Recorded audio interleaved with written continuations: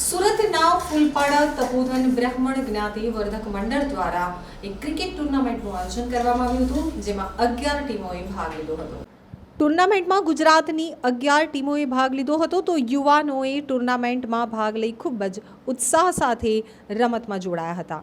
પોતાની ખેલદિલી બતાવી હતી અને શાલિનભાઈ વેદ તેમજ તેજસભાઈ મહેતા સહિતના મહાનુભાવો કાર્યક્રમમાં ખાસ ઉપસ્થિત રહ્યા હતા.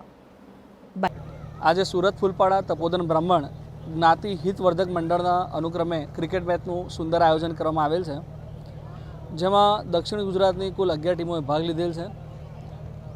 આ ક્રિકેટ મેચનું આયોજન કરવા પાછળનો મુખ્ય હેતુ તપોધન બ્રાહ્મણ સમાજના યુવાનોમાં સંગઠન વધે, એકતા વધે, જુદા જુદા ક્ષેત્રોની કારકિર્દીમાં એકબીજાને મદદરૂપ થાય એવો ઉમદા હેતુ છે.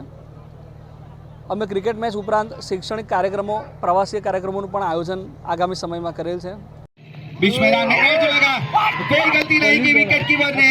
एक अच्छा कैच, एक आसान कैच, सॉफ्ट डिस्मिसल, बल्ले का इस्तेमाल विकेट नंबर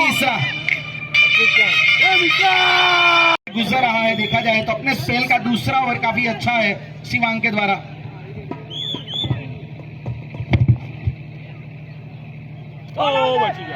टॉप एज और यहाँ भी देख सकते हैं आप टीम हैट्रिक में कहूंगा, टीम का हैट्रिक, एक रन आउट और 2 ओवर कॉट बिहाइंड. चौथा झटका 40